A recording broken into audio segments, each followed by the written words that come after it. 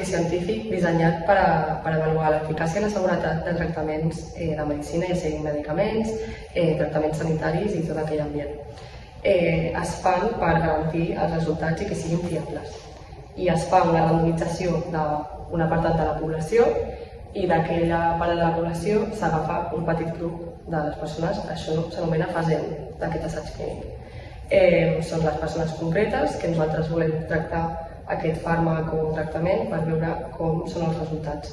Si els resultats són positius, aquest assaig clínic és que ha tingut un bon resultat i es pot sortir al mercat del món de salut. La depressió és un trastorn de salut mental caracteritzat per una tristesa profunda i persistent que provoca canvis en el cervell afectant els neurotransmissors com la serotonina o la dopamina. I això afecta la persona alterant la seva motivació i el seu estat d'ànim. A més, augmenta l'activitat de l'amígdala i disminueix la de l'hipocalm. I, bàsicament, aquest trastorn provoca tristesa, angoixa i fatiga a la persona. Pot durar dies, mesos o anys i, a més, afecta la persona en com pensa, com actua o com se sent. En aquest estudi es va fer un assaig clínic aleatoritzat publicat a PubMed. Llavors, en aquest estudi es va dur a terme el seguiment de la suplementació a llarg termini de la vitamina D3 per tal d'evitar els símptomes de depressió o evitar la depressió en si. Es va dur a terme en adults majors de 50 anys, els quals no tenien una depressió prèvia, i es va comparar la vitamina D3 amb un placebo. Aquest estudi es va fer per prevenir o per tal de millorar l'estat d'ànim i és clínicament rellevant perquè així podem veure la relació entre la salut mental i la vitamina D3. L'objectiu d'aquest assaig és fer una prova dels efectes de la vitamina D sobre la depressió en la vellesa i observar les puntuacions d'estat d'ànim. L'assaig busca quin efecte té la vitamina D3 en l'organisme i en el cervell de les persones que pateixen depressió. Es busca si aquesta vitamina té un efecte rellevant en la salut cerebral d'aquestes persones.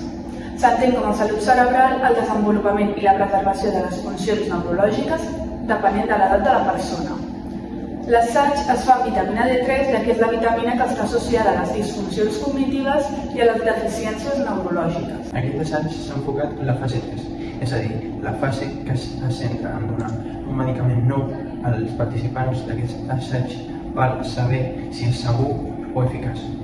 A més de que s'han agafat a la randomització 18.000 persones, més de 18.000 persones, de les quals eren homes i dones que tenien 50 anys o més. Més de 16.000 tenien depressió aguda, o sigui, puntual, i les altres 1.600 depressió crònica o recurrent.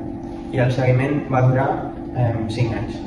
Ja estem aquí divendres, que anem a comentar els podcasts abans del cap de setmana, i avui tenim a la Berta, que ens parlarà una mica del assaig clínic que va passar fa un temps, de la vitamina D3 i com afectava amb les persones que tenien la depressió. Sí, per exemple, la meva mare, ella va formar part d'aquest assaig perquè estava feta per persones adultes majors de 50 anys i ella personalment no patia depressió abans de l'assaig i durant el temps que va durar no en va patir cap. Exacte, tot i que no tenia depressió a l'inici, als 5 anys que va durar aquest assaig, no van haver diferències molt importants en la incidència o la recurrència d'aquesta patologia.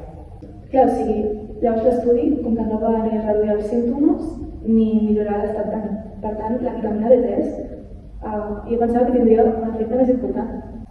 Sí, no és eficaç, però es pot concloure que la vitamina D3 no és efectiu per la depressió i ja podem tatxar aquesta solució, una possible solució que era, i ara podem descartar i anar avançant per altres possibles millores i medicaments. Però llavors, tot així, que l'estudi no sigui concloent, no tingui bons resultats com has dit, és important.